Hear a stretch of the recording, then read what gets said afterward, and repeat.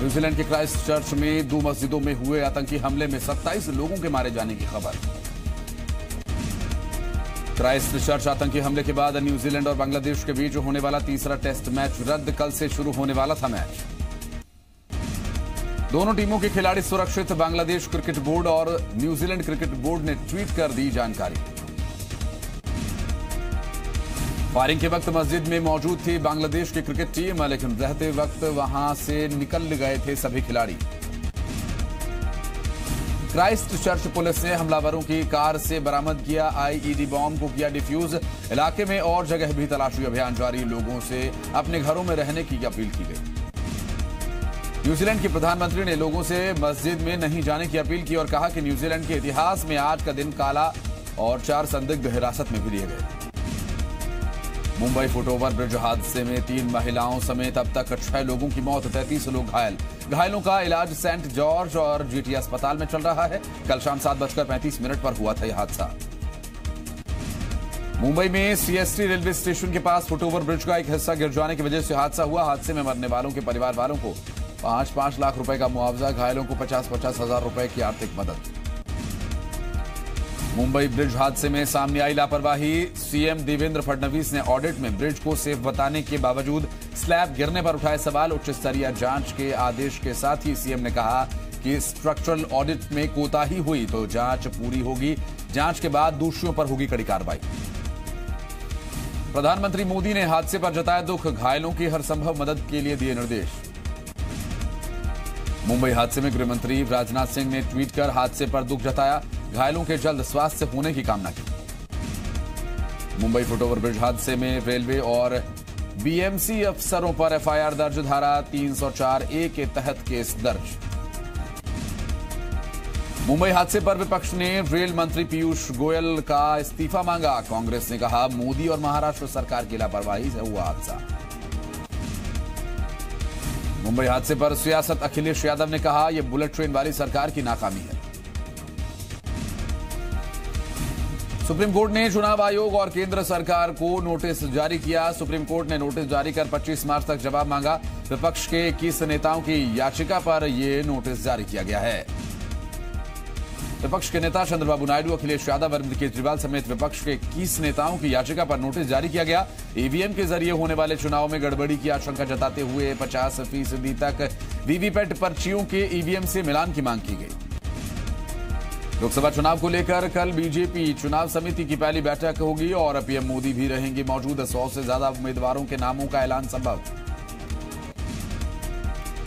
दिल्ली में आज कांग्रेस चुनाव समिति की तीसरी बैठक होगी। बैठक में सीएम कमलनाथ भी शामिल होंगे। आज होने वाली लोकसभा चुनाव के लिए मध्य प्रदेश और महाराष्ट्र के प्रत्याशियों के नाम पर चर्चा की जा सकती है।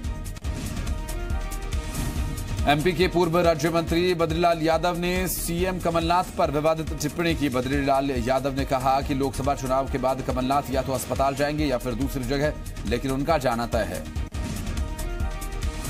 राजगढ़ में बीजेपी की विजय संकल्प यात्रा के दौरान जनसभा का आयोजन किया गया, जिसमें पूर्व सीएम शिवराज सिंह चौहान भी शामिल हुए। इस दौरान जब पूर्व राज्य मंत्री मंच पर चढ़े तो कांग्रेस पर निशाना साधते सीएम के खिलाफ विवादित टिप्पणी कर बैठे। रायपुर में यूनिवर्सल हेल्थ स्कीम कार्यक्रम को लेकर बीजेपी चुनाव आयोग पहुंच गई। बीजेपी का आरोप, आचार संहिता लगने के बाद भी कांग्रेस सरकार सरकारी अनुदान प्राप्त संस्था के जरिए कार्यक्रम करा रही है। ऐसे में बीजेपी ने कार्यक्रम रद्द करने और संस्था पर कार्रवाई करने की मांग की। बता दें कि मायाराम सुरजन फाउंडेशन ये कार्यक्रम आयोजित कर रहा है। कांग्रेस के राष्ट्रीय अध्यक्ष राहुल गांधी भी कार्यक्रम में शामिल हो रहे हैं। लोकसभा चुनाव को लेकर छत्तीसगढ़ कांग्रेस की रायपुर में अहम बैठक होगी। कांग्रेस में शक्ति और सोशल मीडिया की टीम की यह बैठक होगी। छत्तीसगढ़ कांग्रेस के प्रभारी पीएल पुनिया के साथ सीएम भूपेश बघेल भी बैठक में शामिल होंगे। जेसीसीजे ने लोकसभा चुनाव के लिए अपनी टीम का ऐलान कर दिया है। लोकसभा, नगरीय निकाय और पंचायती राज चुनावों के प्रत्याशी चयन के लिए केंद्रीय चुनाव मंडल का गठन किया गया, जिसमें 8 सदस्य हैं। लोकसभा चुनावों के ऐलान के साथ ही जनता कांग्रेस छत्तीसगढ़ जे कार्यकर्ताओं के बीच में पूरी तरह से सक्रिय है। इसी कड़ी में पार्टी सुप्रीमो अजीत जोगी मरवाही पहुंचे और कार्यकर्ताओं की मीटिंग ली। उज्जैन के विक्रम विश्वविद्यालय में धारा 52 के तहत संस्कृत विद डॉक्टर बालकृष्ण शर्मा की कुलपति के रूप में नियुक्ति की गई। राजभवन से जारी हुए आदेश के बाद डॉक्टर शर्मा ने गुरुवार को अपना पदभार ग्रहण किया। आदिवासी जिले झाबुआ में मनरेगा के मामले में हालात अच्छे नहीं हैं, जिसके चलते यहां रह रहे आदिवासी ग्रामीण काम की तलाश में दूसरे राज्यों में जाने को मजबूर हैं। वहीं इसके उलट प्रशासन के जिम्मेदार अधिकारी पर्याप्त काम दिए जाने के साथ ही समय पर मजदूरी दिए जाने का दावा कर रहे हैं। इसके साथ ही भोपाल और रायसेन जिले की सीमा पर बसे तमाम गांवों के लोगों ने मनरेगा के तहत काम किए, लेकिन खातों में अभी तक मजदूरी का पैसा नहीं आया। ऐसे में उनका खर्च चलाना मुश्किल हो रहा है। बीजेपी ने सरकार पर आरोप लगाया, राज्य सरकार ने केंद्र को उपयोगिता सर्टिफिकेट नहीं भेजे, जिसकी वजह से राशि आवंटित नहीं हो सकी और लोकसभा चुनाव को लेकर फिलहाल आचार संहिता लग चुकी है और ऐसे में इस पर फैसला जून में ही हो सकेगा। सूरजपुर जिले में आरटीआई कार्यकर्ता डीके सोनी ने पूर्व गृह मंत्री राम सेवक पैकरा के बेटे के खिलाफ मुकदमा दर्ज करने की मांग की। आरटीआई कार्यकर्ता ने गृह मंत्री के बेटे लवकेश पैकरा पर फर्जी विवाह का शपथ पत्र देकर पेट्रोल पंप हासिल करने का आरोप लगाया। बता दें कि लवकेश पैकरा की मां शशिकला पैकरा के नाम से प्रतापपुर में इंडियन ऑयल कंपनी की एलपीजी ग्रामीण वितरण की डीलरशिप है, जबकि कंपनी के नियम के मुताबिक परिवार के किसी भी सदस्य के नाम डीलरशिप होने पर दूसरा सदस्य डीलरशिप नहीं ले सकता। भोपाल में सेलिंग खिलाड़ी की प्रेगनेंसी के मामले में बड़ी कार्रवाई की गई। मामले में हॉस्टल वार्डन नीलम मेश्राम, कोच अनिल शर्मा को सस्पेंड कर दिया गया। वहीं सहायक वार्डन मोनिका पारोचे को बैतूल में खेल विभाग में लाइन अटैच किया गया। मामले की जांच के लिए 3 सदस्यों की कमेटी बनाई गई है, जो कि 15 दिन में जांच रिपोर्ट देगी।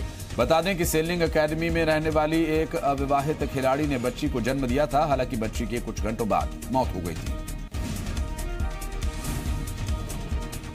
नरसिंहपुर में रिश्वत लेने के आरोप में साईखेड़ा जनपद सीईओ कृपा शंकर पाठक को 4 साल सश्रम कारावास के साथ 10,000 रुपए का जुर्माना भरने की सजा सुनाई गई। जनपद सीईओ को लोकायुक्त ने रिश्वत लेते रंगे हाथों पकड़ा था। रतलाम की जावरा पुलिस ने मुखबिर की सूचना पर एक ट्रक से 1 किलो अफीम के साथ 560 किलो डोडा चूरा का छिलका जब्त किया। मामले में पुलिस ने 2 आरोपियों को भी गिरफ्तार किया है। शातिर आरोपी गेहूं और चने के कट्टों के बीच छिपाकर मादक पदार्थ ले जा रहे थे। जब्त मादक पदार्थ की कीमत करीब 30 लाख रुपए बताई जा रही है। दुर्ग में बेखौफ चोरों ने शराब की दुकान को अपना निशाना बना लिया। चोरों ने अंदर लगी सीसीटीवी से बचने के लिए शातिराना तरीके से पहले दुकान की बिजली सप्लाई बंद की और उसके बाद अलमारी में रखे लाखों रुपए लेकर फरार हो गए। वहीं दुकान के कर्मचारी जब सुबह दुकान पर पहुंचे तो चोरी का खुलासा हुआ। फिलहाल पुलिस पूरे मामले में मामला दर्ज कर जांच कर रही है। रायपुर में पुलिस ने सेक्स रैकेट का पर्दाफाश करके 5 युवतियों के साथ दलाल और ग्राहक को गिरफ्तार किया। ये सेक्स रैकेट पंडरी थाना इलाके में गोल्ड फैमिली सैलून की आड़ में चलाया जा रहा था। त्रिवेंद्रम से गोरखपुर जा रही राप्ती सागर एक्सप्रेस में फूड पॉइजनिंग होने से 20 यात्रियों की तबीयत अचानक बिगड़ गई। सभी यात्रियों को अंडा बिरयानी खाने के बाद उनकी हालत बिगड़ी, जिसके बाद उन्हें पेट में दर्द और उल्टी शुरू हो गई। हालत बिगड़ने पर सभी यात्रियों को नागपुर रेलवे स्टेशन पर इलाज देने के बाद आगे की यात्रा के लिए रवाना किया गया। छात्रा के परिजनों ने उसकी गुमशुदगी की रिपोर्ट बंडा थाने में दर्ज कराई थी। वहीं मामले की जानकारी पुलिस को मिलने के बाद पुलिस मौके पर पहुंची और छानबीन कर रही है। दरअसल सागर जिले के बंडा थाना क्षेत्र में 2 दिन से लापता छात्रा का शव इलाके में मिलने से सनसनी फैल गई है। भिलाई में 5 मार्च को कलेक्शन एजेंट के साथ लूट के मामले में पुलिस ने खुलासा किया। पुलिस ने 3 बदमाशों को गिरफ्तार किया। खंडवा नगर निगम ने 2 स्थानों पर छापामार कार्रवाई करते हुए लाखों रुपए की प्रतिबंधित पॉलिथीन जब्त की। टीम ने कृष्णा कार्गो नाम की दुकान से 10 क्विंटल और एमपी प्लास्टिक सेंटर से 4 क्विंटल पॉलिथीन जब्त की। साथ ही दोनों दुकानों पर 5-5 हजार रुपए का जुर्माना लगाया। धमतरी पुलिस ने एक फेसबुक हैकर को गिरफ्तार किया। युवक लोगों की फेसबुक आईडी को हैक करके ठगी की वारदात को अंजाम देता था। भारत सरकार की स्वच्छता रैंकिंग में पिछड़ने के बाद अब ग्वालियर नगर निगम एक्शन में नजर आ रहा है। नगर निगम ने डोर टू डोर कलेक्शन करने वाली कंपनी को हर महीने होने वाले भुगतान की राशि से 25,000 रुपए बतौर पेनल्टी काटने का फैसला किया। अलीराजपुर के जोबट में भगोरिया हाट का आयोजन किया गया, जिसमें हजारों की संख्या में आदिवासी समुदाय के लोग शामिल हुए। लोकसभा चुनाव का असर भगोरिया हाट में भी देखा जा रहा है। चारा घोटाले में सजा काट रहे लालू प्रसाद यादव की जमानत याचिका पर सुनवाई। सुप्रीम कोर्ट ने सीबीआई को नोटिस जारी किया। पाकिस्तान ने फिर किया सीज फायर का उल्लंघन। राजौरी के कलाल में हुई फायरिंग। बिलावल भुट्टो ने खोली इमरान खान की पोल। बोले पाकिस्तान में आतंकियों पर नहीं हो रही कोई कार्रवाई। बिलावल ने कहा 3 बार के चुने हुए प्रधानमंत्री जेल और आतंक फैलाने वाले खुले में घूम रहे हैं। करतारपुर कॉरिडोर में बातचीत में पाकिस्तान का रुख अड़ियल। भारत ने 5000 श्रद्धालुओं के इजाजत मांगी, जबकि 500 पर तैयार है पाकिस्तान। भारत ने एक हफ्ते के 7 दिन सुबह से शाम तक दर्शन की इजाजत मांगी, जबकि पाकिस्तान इसके लिए तैयार नहीं। पाकिस्तान ने कहा 15 के ग्रुप में ही श्रद्धालुओं को करतारपुर की इजाजत। 2 अप्रैल को होगी अगली बैठक।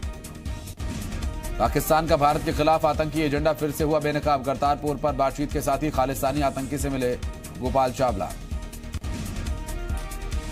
सीपीईसी प्रोजेक्ट पर सबसे बड़ा खुलासा। आतंकी ट्रेनिंग लिए 300 पाकिस्तानी इंजीनियर्स को चीन के प्रोजेक्ट से जोड़ने का आदेश। आईपीएल स्पॉट फिक्सिंग मामले में श्रीसंत को बड़ी राहत। सुप्रीम कोर्ट ने श्रीसंत पर लगे आजीवन प्रतिबंध को हटाया। सेना के जाबाज मेजर आदित्य शौर्य चक्र से सम्मानित। पत्थरबाजों से जेसीओ की जान बचाने पर मिला सम्मान।